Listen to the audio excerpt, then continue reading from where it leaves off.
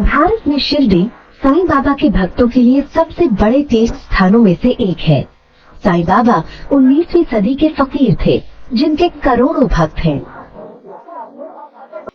साईं बाबा अन्नदान में विश्वास रखते थे, इसीलिए वो हमेशा जरूरतमंदों को और श्रद्धापूर्ण लोगों को खाना खिलाने की सीख देते थे।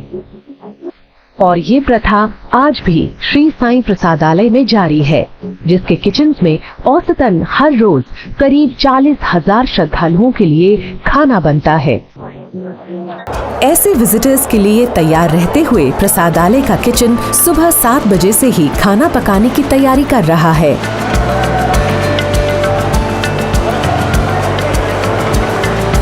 सुबह 10 बजे डाइनिंग हॉल में खाना परोसना शुरू होता है।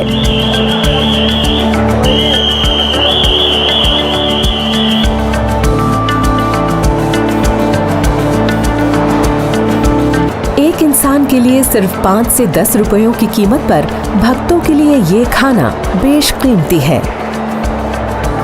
इसे प्रसाद माना जाता है, जिसमें परम पूज्य साईं बाबा का आशीर्वाद है।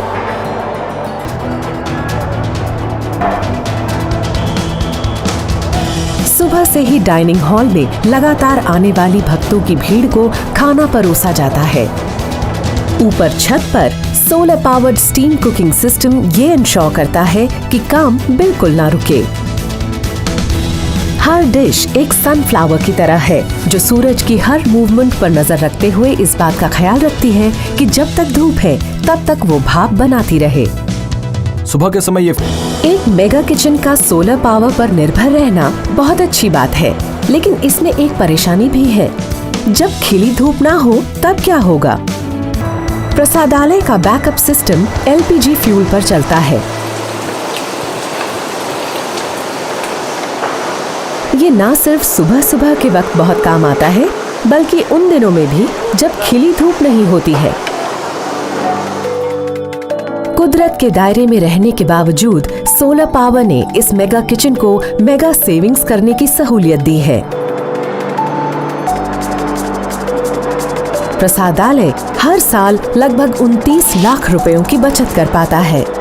मतलब एक ही दिन में इतनी एलपीजी की बचत है कि एक छोटे परिवार की रसोई के लिए 1 साल से भी ज्यादा समय के लिए काफी है। लेकिन इस मेगा किचन के लिए सोलर एनर्जी अपनाने की सिर्फ यही वजह नहीं है। हर गुजरते साल के साथ शिरडी के श्री साईं प्रसादालय में आने वाले भक्तों की तादाद लगातार बढ़ती जा रही है और पूरी तरह सोलर होने के सिर्फ 6 साल के बाद अब इसकी क्षमता बढ़ाने की बात हो रही है। इस सिस्टम पर काम करने वाला क्रू भी अपग्रेडिंग चाहता है। हम ऐसी टेक्नोलॉजी ला रहे हैं जिससे हम सोलर एनर्जी को स्टोर भी कर पाएंगे। लंबे अरसे तक काम करने के लिए निरंतर फ्यूल सप्लाई का होना एक मेगा किचन के लिए बेहद जरूरी है, क्योंकि यहाँ बात सिर्फ उन हजारों लोगों को खाना खिलाने की नहीं है जो डाइनिंग हॉल में आते हैं, बल्कि उन तक पहुँचने की भी है जो नहीं आ पाते हैं।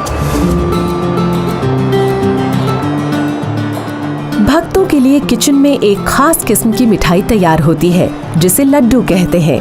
ये बेसन, चीनी और शुद्ध देसी घी का एक रिच मिक्स है। हर रोज शिरडी के मंदिर के काउंटर्स पर 1 लाख से भी ज्यादा लड्डू बांटे जाते हैं। इन्हें दिव्य प्रसाद के तौर पर खाया जाता है। अब श्रद्धालु चाहे खाना प्रसादालय के बाहर खाएं या फिर अंदर, किचन की यही कोशिश रहती है कि वो साईं बाबा के अन्नदान के उपदेश को पूरी तरह निभाए।